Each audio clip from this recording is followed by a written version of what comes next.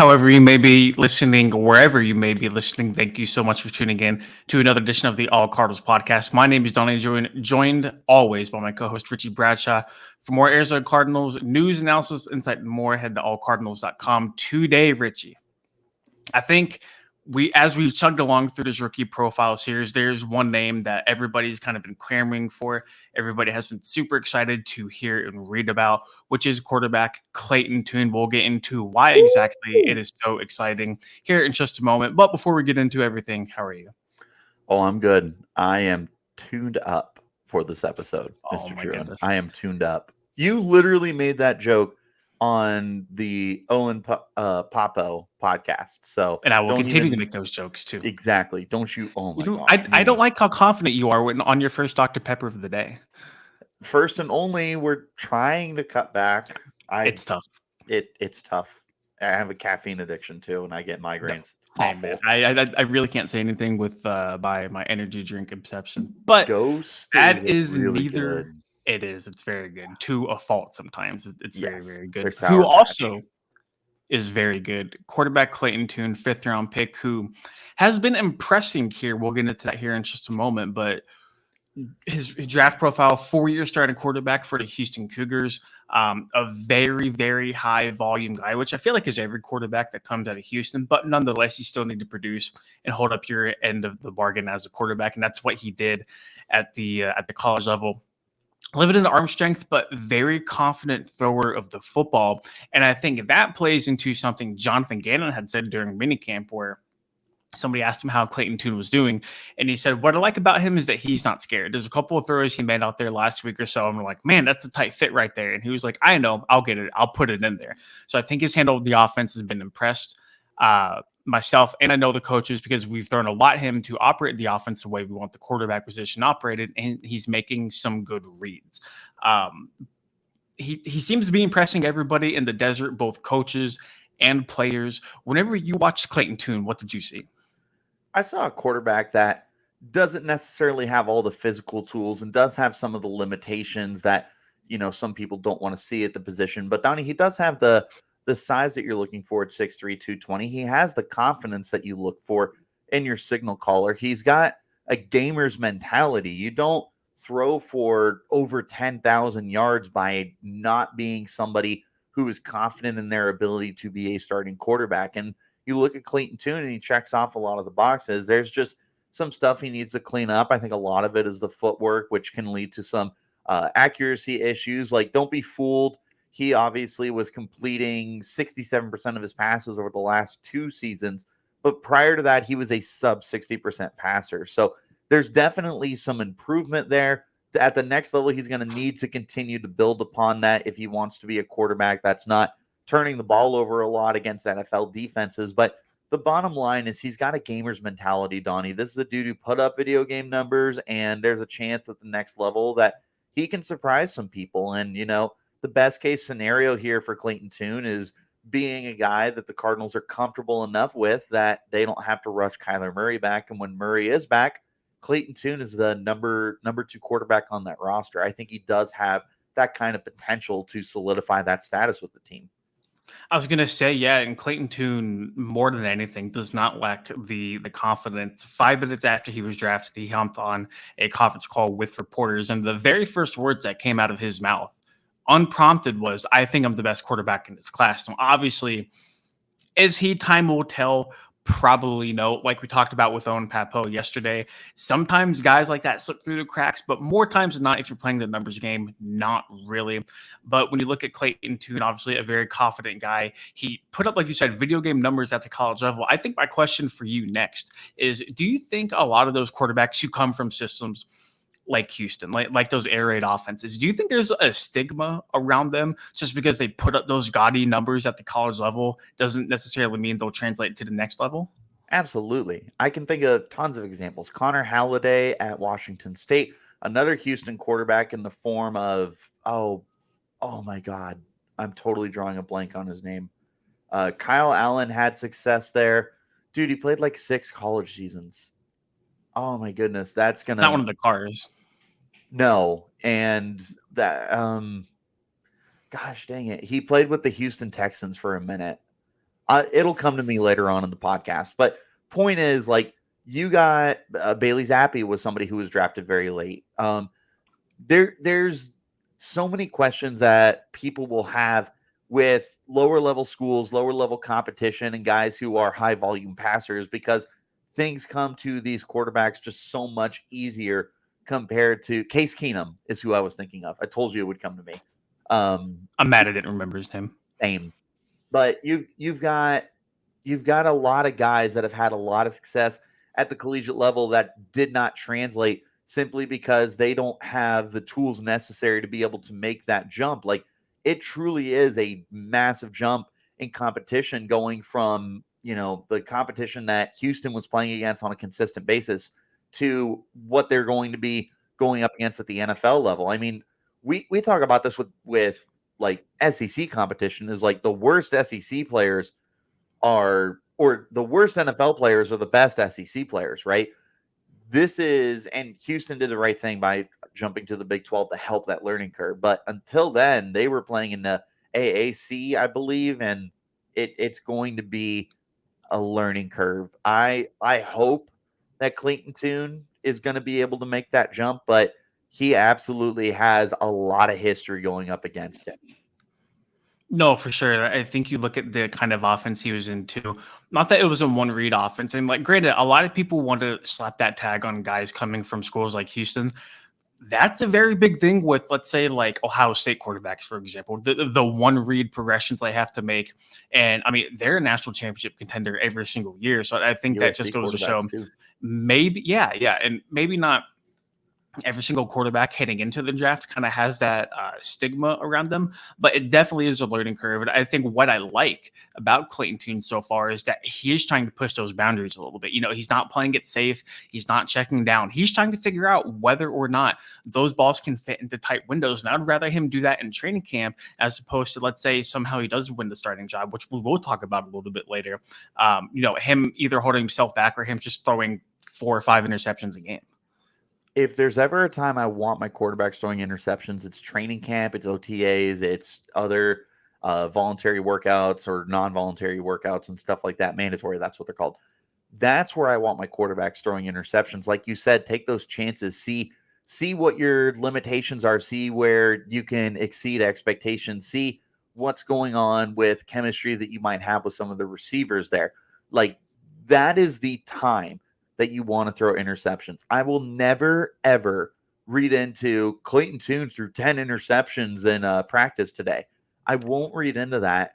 You might a little bit, but the point is it's not as big a deal if Clayton Tune threw 10 interceptions in 3 preseason games. Then you're kind of like, oh, that's interesting. But like in training camp, I want you to take those chances. I want you to throw those 50-50 balls up and see who you can be confident with in trusting to throw the football to. That's the time to do those kind of mistakes, I suppose. I agree. I don't think he could have said it any better himself. The RAS score, we started this with Papo yesterday, 9.8 out of 10 from our good friend Kentley Platt at MathBomb on Twitter. 4.64, excuse me, 40-yard dash. The height and the weight aren't necessarily there compared to the rest of the quarterback class, but dude, everything else, and I mean everything else, he was tested on. He scored elite. Yeah. Donnie, this kid looks good, which is funny because, like, as much as we talk about the lack of, like, arm strength there, he really does do everything else very well. This was a dual threat quarterback during his time with the Cougars. Last season, he managed to run for almost 600 yards. And in fact, if you took away the 23 sacks, because God knows how much we love sacks counting as negative rushing yards in college, if you take those away, he probably is right about that 600-yard mark. In his time, he ran for 15 touchdowns over the course of 5 seasons. Like, this is a dual threat quarterback, which is one of the things that you're going to love for this offense, is because Kyler Murray is that dual threat. In theory, you won't have to change too much. The deep passing game won't be as good because Kyler can wing it compared to Tune especially. But that's one of the things that you're excited about. And you look at all that green, Donnie, is he clearly is an athlete at the position who's got the size. Like, he checks off a lot of boxes. He's just a limited passer and a guy who played against not the best competition in the world. But I don't know, man. Like, it's hard not to look at that and be like, man, you might find some success with this guy. Yeah, would you venture to say he's sneaky athletic? But he's definitely a coach on the field for sure. Locker room guy. These are his PFF grades. 92, which, I mean, very, very impressive. He had the 90.8 grade, right, and the 84.7 in 2020. I mean, dude, like 4,000 yards, 40 touchdowns last year to 10 interceptions. And I feel like the 10 interceptions, it's going to happen when all you do is throw the ball 50 times a game. It's bound to land in the wrong hands. 500 attempts last year. Yep. 67 completion percentage. I mean, he put up numbers. He put up numbers for sure. His adjusted completion percentage is almost 80%, tied for 7th among quarterbacks with 300 plus dropbacks. Average depth of target 9.7, which, like he said, he wasn't exactly gunning the ball super deep downfield. His deep yards, though, still 21st with over 1,000. I mean, it feels like he can do a little bit of everything. I don't think, like you said, the arm strength jumps off of the page, but I think the Cardinals, if you're looking at day 3 quarterbacks, probably got their pick of the litter, and rightfully so. Absolutely. And what have we been talking about when we're taking a look at guys that the Cardinals drafted this year? Leaders with production that you feel like you're just getting great value at every pick. They had a very safe draft, and once again, this dude fits all of those details. This is the 3-time team captain. This is a dude who threw for almost 12,000 yards, 119 career touchdowns, first team all AAC in 2022. Donnie, he's got everything that the Cardinals have consistently looked at in the draft. Like, the whole entire draft was based off of guys that are accomplished and that are team leaders, and Clayton Tune fits that mold. So you look at that aspect of it, and it makes so much sense for him to eventually perhaps be the primary quarterback behind Kyler Murray. It makes sense that he's going to have a very strong case to be the starting quarterback week 1, as long as Murray starts on the PUP list or on injured reserve or anything like that.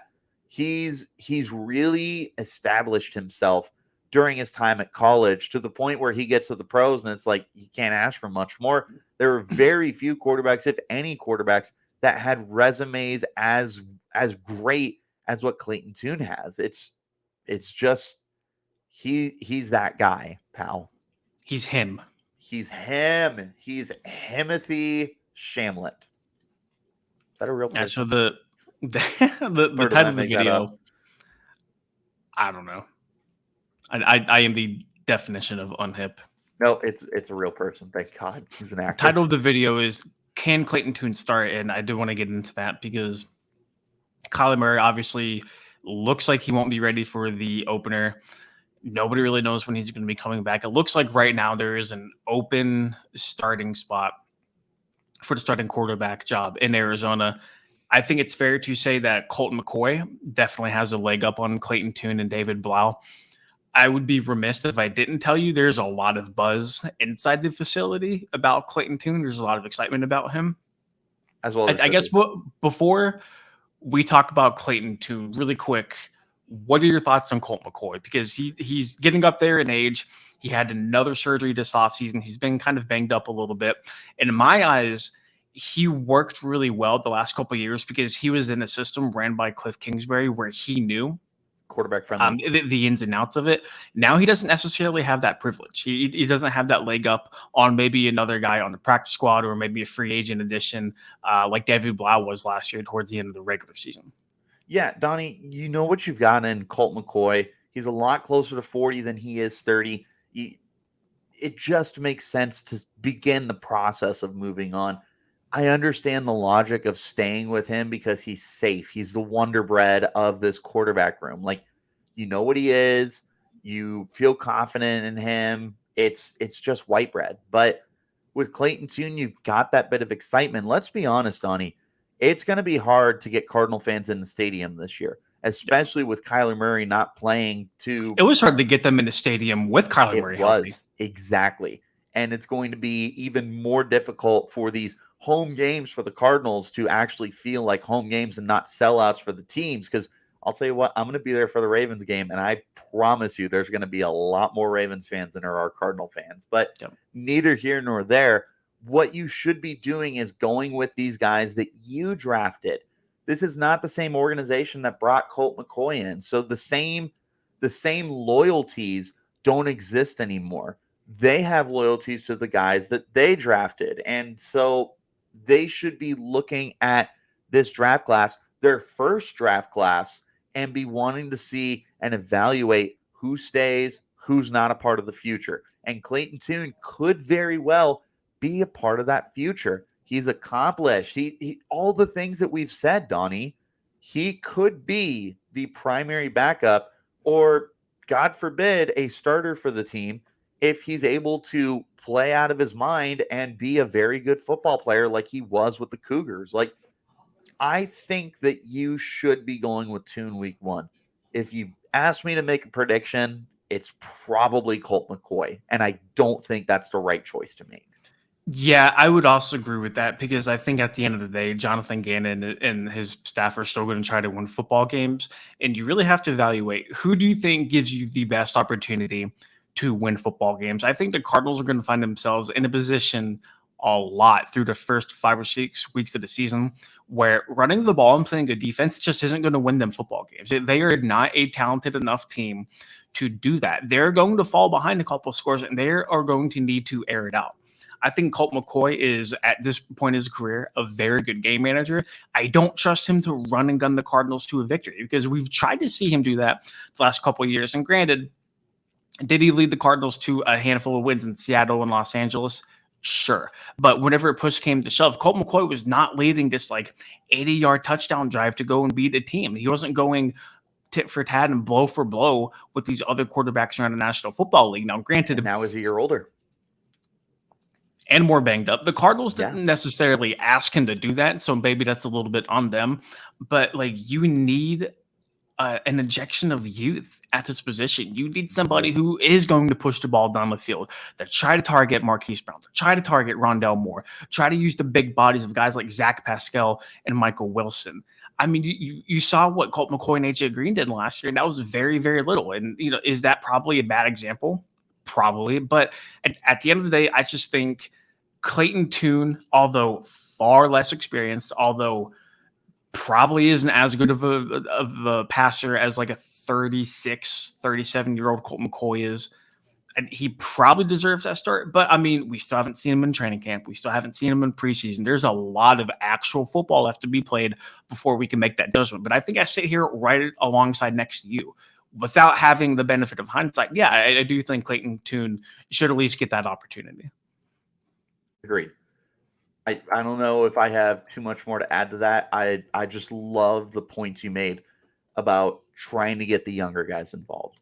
I think that is so important for the Cardinals to start moving on from these older players across positions, not just at quarterback, but you have to start making that transition. This is a young team. You got a young GM, you got a young head coach. Embrace that mentality. Embrace that this is going to be a rebuild. You can pick up your veterans in free agency and whatnot. What sucks is they're not embracing the whole rebuild part of it. Jonathan Gannon will not admit that the Cardinals are clearly rebuilding when they aren't. Right? Yes. If there was any year for you to throw Clayton Tune out as a starting quarterback, whether it's preseason or the early parts of the regular season, it's now. It's now. And here's the perfect thing about that. If you throw Clayton Tune out there week 1 and week 2, you don't have to roll with them the rest of the time. You can still put Colt McCoy back in there. Yep. Exactly that. Depending on what you want to try and do. But I think the bottom line is this is a team that needs to evaluate its talent, especially for its first draft class. I would agree. Where does David Blau fall for you in this whole quarterback battle? Because I wasn't disappointed with his performance last year. I liked him. Yeah, was that maybe just like a flash in the pan? I think More he than at least likely. deserves a little shot Yeah, to kind of no, show what he can do. And he will. He'll get that in preseason, but but here's the thing. If Kyler Murray starts the year on injured reserve, you can keep 3 quarterbacks. Yeah. And David Blau can be one of those guys. And I think that, like you said, he deserves the audition. If we're giving Clayton Tune a 5th-round pick and a rookie that opportunity, then you need to give David Blau, who's been in the league a little bit, that same opportunity. So David Blau deserves it, as far as I'm concerned. I'm not saying that this is a 100% rosterable player. I'm not even saying this is a quality starter, but you need to give him every opportunity the same way you will be Clayton Tune, the same way you will be Colt McCoy. He deserves it. He was solid for you last year. He's a great story. And that's the other thing for the Cardinals is you want to generate an offseason where people want to find anything to buy into, because it's going to be very difficult to sell anybody on this team for 2023. You give them any storylines that are positive news that people want to hear. David Blau feels like he could be that kind of person that the fans root for as the underdog. I like him. You know what's funny? I think Clayton Tune kind of fits that mold as well. The rookie, the 5th-round pick, 100%, who is exciting everybody in the facility too. I think fans are already rallying behind him. Yes, this is Tune time, if you will. Tune time. It's time for everybody to get tuned in here in the desert. Closing thoughts on Clayton Tune. Came in as a 5th-round pick. Has impressed a lot of people so far. I think training camp will be another big test for him. I think preseason will be another big test behind him. But so far, it feels like he's checking a lot of the boxes that he needs to, which is probably all you can ask of for a 5th-round pick who is potentially finding himself in a starting competition for the quarterback spot. I know the autograph song is Turn Up the Radio, but I'm going to start singing Turn Up the Radio. Oh, man. I'm funny, but looks aren't everything. So, Okay. Do you have any closing thoughts on Clayton Tune before we get out of here? I'm rooting for him to be the week 1 quarterback. That's my dude. It's also your dog in the background. Shout out to Harley. Everybody's rooting for Harley as well. Thank you so much for tuning in to another edition of the All Cardinals podcast. Next, we got Owen Papo knocked out. We got Clayton Tune knocked out. I think it's Keitrell Clark we'll be moving on to, which is very, very exciting. A versatile guy who's probably going to be limited in what he can do, but obviously we'll get into that whenever we do. Thank you so much for tuning in. Check all of our workout at Twitter at Donnie Druin and at Richie Brads 36. Go to visit our work at allcardinals.com or si.com/NFL/Cardinals. Everybody in Arizona is getting tuned up. Make sure you're not missing out.